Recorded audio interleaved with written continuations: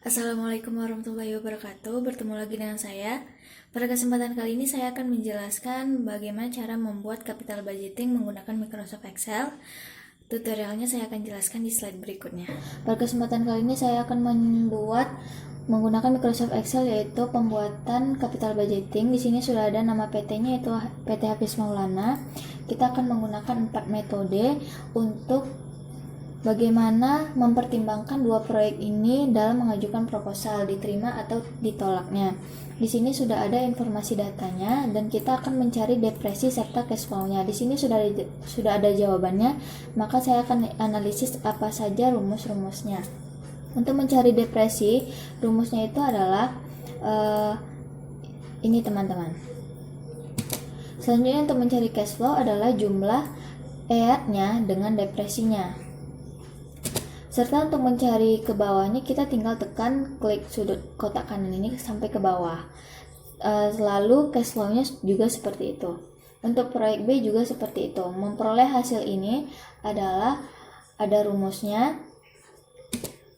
Dan kemudian untuk mencari cash flow-nya adalah penjumlahan antara EAT dan depresinya.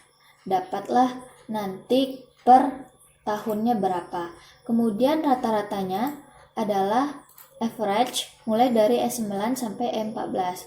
Dapat rata-rata dari initial investment-nya. Kemudian proyek B juga seperti itu. Untuk mencari rumus average investment, rumusnya itu adalah E7 bagi 2. E7 itu adalah initial investment dibagi 2. Begitu juga dengan proyek B-nya. Lalu kita buat kotak untuk payback period ini. Proyek A adalah E7 dibagi E16, berarti 30 juta dibagi 15 juta. Dapat hasilnya 2 tahun. Kesimpulannya, proyek A itu adalah diterima. Kemudian untuk proyek B, kita akan memperoleh informasi. Pertama, initial investment-nya adalah rumusnya J7. Berarti ini ya teman-teman, 40 juta. Kemudian cash flow in tahun satunya, berarti yang ini. Kemudian cash flow tahun 2-nya ini. Kemudian saldo cash flow 1 sampai tahun kedua, berarti ini dijumlahkan. Serta cash flow tahun 3 yang ini. Serta saldo cash flow sampai dengan tahun 3, rumusnya itu adalah yang ini dijumlahkan dengan yang ini. Kemudian kelebihannya rumusnya itu adalah I24, berarti yang ini dikurang dengan yang ini. Nah, untuk mencari kelebihan bulannya rumusnya itu adalah ini teman-teman. Dan kenapa dia belum tertutupi keterangannya? Berarti ini cash flow tahun 1 lebih kecil dari initial investment-nya. Ini juga begitu, masih kurang dari 40 juta. Sedangkan kenapa di sini keterangan sudah tertutupi? 45 juta ini udah melewati dari 40 juta gitu. Selanjutnya metode ARR, yang tadi metode PP. ARR ini adalah average relative or of return.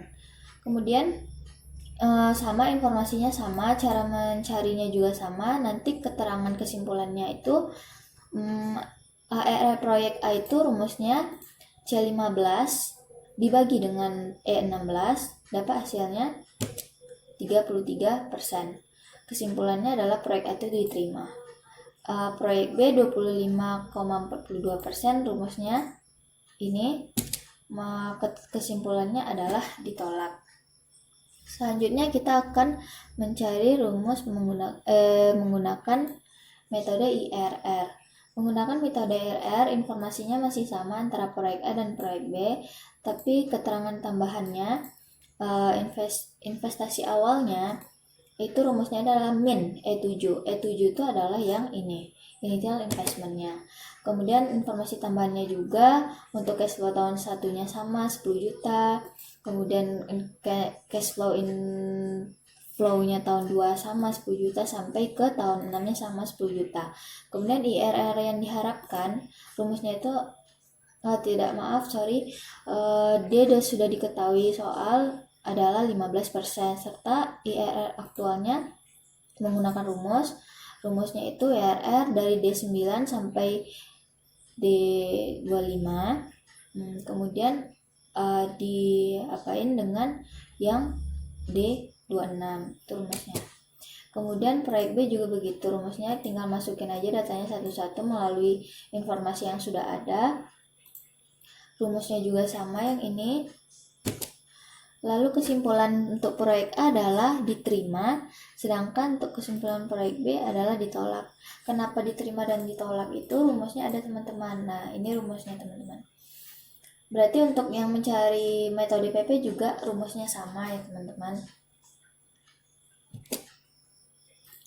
Selanjutnya kita akan mencari menggunakan metode NPF dan PI. Menggunakan metode NPF dan PI menggunakan sama informasi yang sama antara proyek A dan proyek B, kemudian ditambah dengan informasi tambahan. Informasi tambahan yang ini sudah ada di data sebelumnya. Kemudian tingkat suku bunganya sudah ada di soal 15% sama dengan ini, dan kita akan mencari NPV-nya. Rumusnya itu adalah ini teman-teman. Kemudian mencari PI-nya rumusnya adalah ini. D9 tambah D7 berarti 30 juta ditambah dengan 7.800 sekian, kemudian dibagi dengan D19. D19 itu adalah yang ini kembali dibagikan 30 juta. Proyek A juga kayak gitu, rumusnya sama. Berarti yang ini ditambah ini, kemudian dibagi ini.